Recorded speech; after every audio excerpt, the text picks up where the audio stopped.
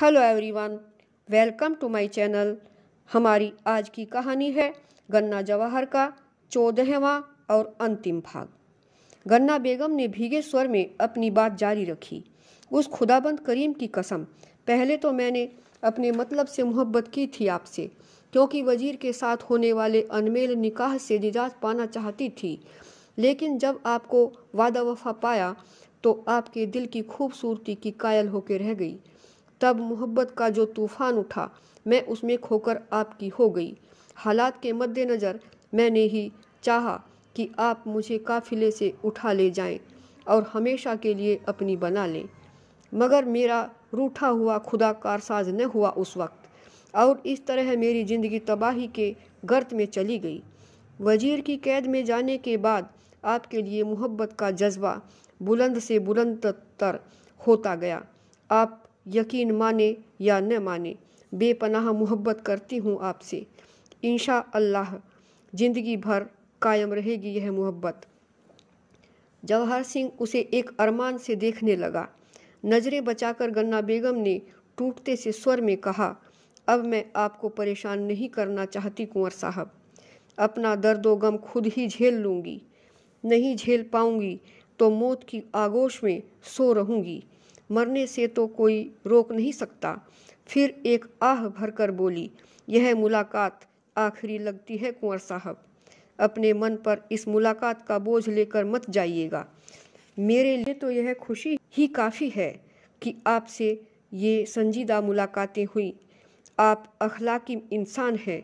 मैं उस परवरदिगार से आपकी उम्र दराज की दुआ मांगती हूँ कि मेरी भी उम्र आपको लग जाए।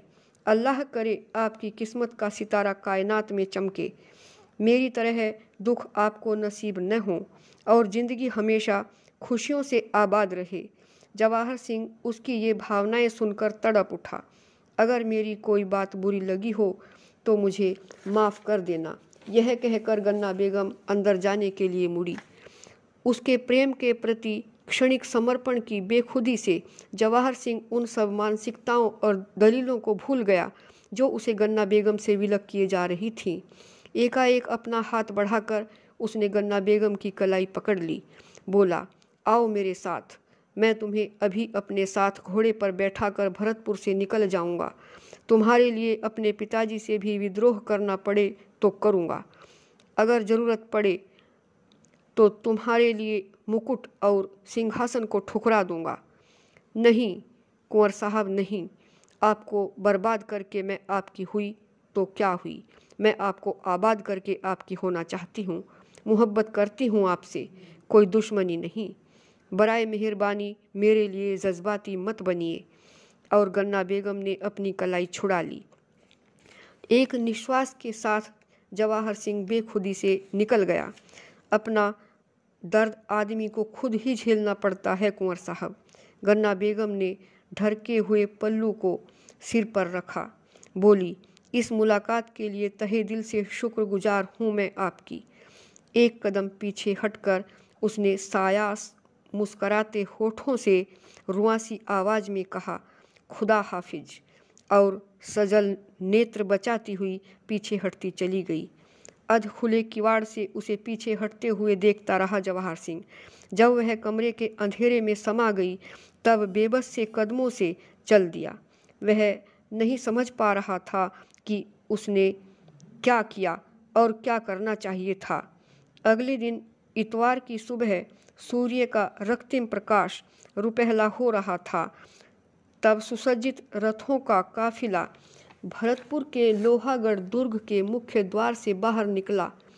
दुर्ग की प्राचीर पर खड़ा जवाहर सिंह उन्हें जाते हुए देख रहा था। सहसा काफिले के बीच के एक रथ की झड़प उठी, जिससे चूड़ियों भरा हाथ हवा में लहराया, जिसका कोई जवाब दिए बिना जवाहर सिंह तब तक निरंतर देखता रहा जब तक काफिला गर्द में खोकर आँख से ओझल नहीं हो गया।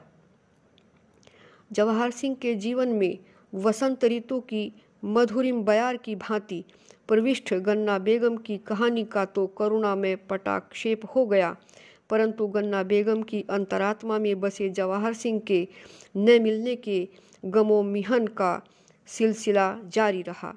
जब तक सहा गया वह सहती रही और जब न सहा गया तो मौत को गले लगा लिया। ग्वालियर के नूराबाद में प्रवास के दौरान उसने अपने जीवन की व्यथा कथा एक मिसरे में लिखी और जहर पीकर हमेशा के लिए सो गई। वजीर शिहाबुद्दीन इदमत उद्दौला की वह आखिरी और चहेती बीवी थी। उसने वह मिसरा उसकी कब्र पर खुदवा दिया। उधर महाराजा सूरजमल की मृत्यु के पश्चात सन 1763 ईस्वी में जवाहर सिंह भरतपुर का राजा बना। उसे पता चला कि गन्ना बेगम ने आत्महत्या कर ली। वह नूराबाद उसकी कब्र पर पहुंचा तो देखा कब्र पर फारसी में लिखा था, आहे गमए गन्ना। साथियों, अगर आपको यह कहानी अच्छी लगी हो तो इसे लाइक करें, शेयर करें और सब्सक्राइब अवश्य करें। इस कहानी को अच्छी प्रकार से समझने, पढ़ने के लिए, इसका आनंद उठाने के लिए इसका हर भाग पढ़ना आवश्यक है। धन्यवाद।